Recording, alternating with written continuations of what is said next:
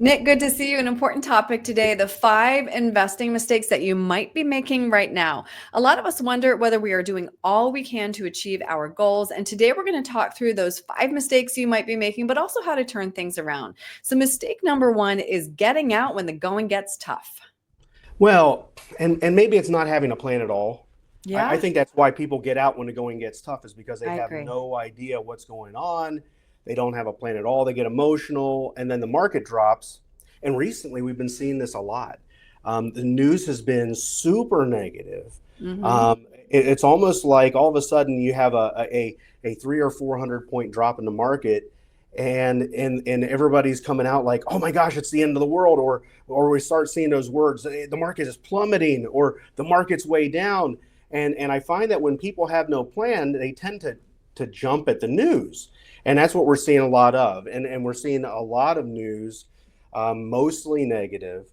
And so that's kind of, I always think that you got to have a plan. You got to be able to stick with a plan. And you got to know that the markets don't go up in a straight line.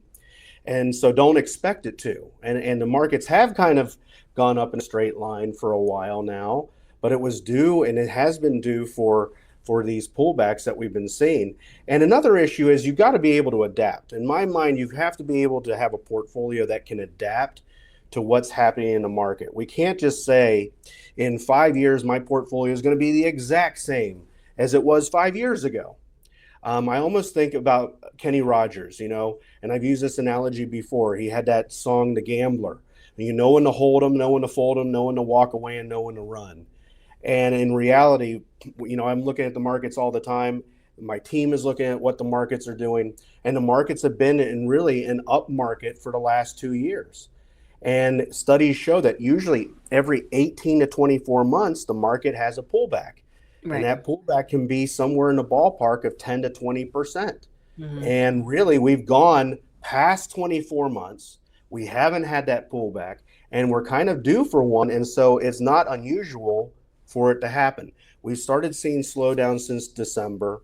And all this, we've seen more layoffs. We've started hearing about that. Real estate starting to slow down. Companies are missing their numbers. Interest rates, now they just came out and said, well, we said we were going to cut interest rates, but we're not. So there's all these headwinds that we have. And what I would say is, when the going gets tough, the tough gets going. But when you have no plan, sometimes it's like you get in and I'm out. Oh, in and I'm out. Well, why are you in and you're out so much? It's because I don't know. I have no plan. So I don't know what, and that's what happens is you don't really have a plan. You don't know what to stick to. You don't have something to grab onto. So you make some of these snap decisions, and you never want to make snap decisions. You want to have a plan that's durable so that when the going gets tough, your plan is durable and it can survive it. Hmm. Right. And you build that volatility into people's plans. Well said. All right. Next Definitely. mistake is taking on too much or even too little risk. Well, it's something that follows the rule of 100. It's a very basic rule. You take 100, you subtract your age. So if you're 50 years old, 100 minus 50, that's 50. That means 50% of your money should be principal protected. 50% of your money could be at risk. But as time goes on, that needs to adjust. And sometimes what people will do is they'll say, well, hey, I'm retiring. I'm 60 years old. I'm retiring. So I'm going to put all of my money is safe. I'm going to take it all out of the market, like 100% of it. And you don't want to do that either, because now you're taking on too little risk. Because what about inflation? You got to be able to earn enough to keep up ahead of it. So the rule of 100 works because if you were 60 years old, you take 100 minus 60, and that means 40% could be at risk and 60% safe. And so that's how that works. And as you get older, you should change your portfolio. You become less risky as you get older. So a mistake that a lot of people make is they just never adjust. But you can have it both ways. You can be too risky, and I see that a lot. I'll see 80-year-olds that have all their money in just a few stocks, and then Mm. when the market goes down, they get even more gray hair, or their hair just falls out. So you got to be careful of those things too. Hmm. And then that brings us to our next mistake, which is the risk that comes with not rebalancing your portfolio regularly. Yeah, I saw this probably best in Vegas. I was there for a bachelor party. I'll leave alone all the other stuff. We need the G Typically, version, please, Nick. oh, it was all G, really. It really was all G. But there was some things that happened that maybe weren't smart, and that's really where this story goes. Is I had a friend that spent 3 days, every waking moment at the roulette table, and he had taken a very little amount of money and then built it up to a lot of money. But what he mistakenly was doing every time is he was letting it ride every time. And for some reason, it was working. And so, as much as he was playing, he was doing a bunch of different things, but he just kept going and he was letting it ride and it worked. Well, then all of a sudden, the bus is pulling up to take us to the airport. And what does he do? Well, he didn't rebalance. He didn't say, you know what, I'm up. I'm going to take some of my risk money off the table so I can't lose it all. What did he do? He took all of it and put it all on red. It spins. It wasn't red, it was black, and he loses everything he had built up over 3 days. So it was completely out of whack. Everything was completely out of whack. And I think about that with finances. People can get out of whack, just like this example here. You have this example on the left where you have people that rebalance. So everything stays even keel. But then you have the people on the right that never rebalance. And what happens? Man, they have a really good year in the stock market. They don't rebalance. They don't think they need to. And all of a sudden they have a heck of a lot more risk in their money than they thought than they needed to. And then they start losing and they don't know, why did I lose more? It's because you didn't rebalance. So what you do is you should always rebalance. So if you're supposed to have a 60-40 portfolio, you should always try and rebalance it to 60-40. If it gets to 80% risk, 20% safe, that's not good. You might look at that and say, wow, that did really good. Yep. Take some of those winnings, peel it off, and rebalance yourself. Right. You always got to rebalance. You don't want to be like my friend who lost it all on the last hand. You don't want to be 80 years old. You're on the last hand of your life, and then everything that you built up over your life is gone. Yeah, that's a good analogy. All right, mistake number 4 is near and dear to your heart, paying too much in taxes. Oh, and you know, we're hearing right now, maybe taxes aren't going to go up. Don't worry about taxes, they say. And maybe that's what they say for now, but I'm really not looking at it for the next 5 years. I'm looking at it for the next 10 years. And you can look this guy up on Google, David M. Walker. He's the former Comptroller General of the United States government.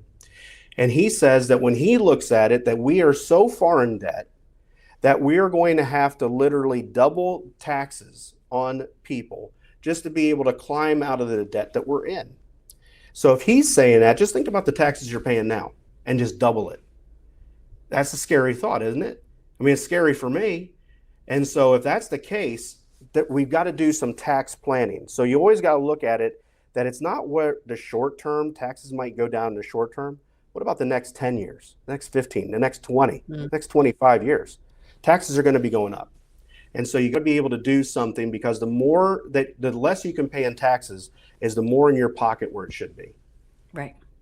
And then the last mistake is not seeking professional advice when you need it. Ask yourself, do I have the skills to do this? Do I have the time to do this? Do I want to do this? If the answer to any of those 3 questions is no, you should probably ask for help. I call this hobby retirement. There's a lot of people that now all of a sudden I'm not working, and they'll tell their spouses, well, I'll handle our finances and I'll do it. And then I hear from the spouses, they'll be like, well, you know, he's waking up in the morning, he's on CNBC and he's watching all the tickers and he's trying to trade it. And I don't think he knows what he's doing. And it's something that maybe and I'll say, well, how did that happen? How did you get into that? And he'll be like, well, you know, I thought it would be a fun hobby. And I think when it comes to your retirement money, the money that you're going to use to support yourself through your life, that's not something you want to do on a hobby or on a whim. You want to do it based off of proof that you've done it before. And so I always think, if I'm going to get any sort of surgery, I want to get it done from a doctor who has proof that he's done this surgery hundreds and hundreds and hundreds of times. I don't want to do it on myself. I wouldn't call my wife in and say, hey, can you do this for me? Because I know that you can handle a scalpel. I mean, I wouldn't want to do that. So the same thing when it comes to professional advice, make sure that you're not trying to get cheap advice, because cheap advice gets you cheap results. I don't want a cheap doctor operating on me. because I'm going to get cheap results. And cheap results means I might leave with something wrong that makes it not so cheap. I have a guy that comes to my house and he fixes the stuff around my house, and it says on the bottom of his truck that we fix what your husband tried to fix. I Mm-hmm. just think it's kind of funny because we're always trying to look at how can we do things. Maybe I'll do it myself, but the thing is, we make it worse because we just don't know what we're missing out on. Right. And that's the thing is financial planning has all these different pieces. It's a And it's always thousand changing. pieces, and it's always changing. Yeah, Mm-hmm. and you got to be able to adapt to it, and you got to be able to know how to put all those pieces together. Mm-hmm. Mm-hmm. Right. Well, it all comes back to, as you said at the beginning, having that plan. If you're doing this as a hobby, you are reacting to what you see on CNBC and whatnot, as opposed to sticking with your long-term financial plan. So, Nick, if somebody wants to create that plan with you or talk through any of these mistakes and how they can turn things around, how can they reach you? The easiest way is just to go to our website, group10financial.com. There's lots of resources on there that people can watch, and YouTube videos that they can download.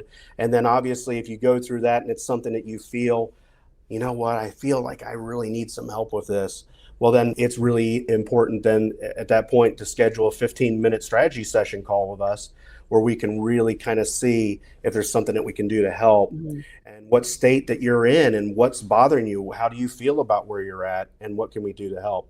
And then we can go through that, a process that we've developed to help get you to and through retirement. So important. Nick, thank you. Great being with you, Aaron.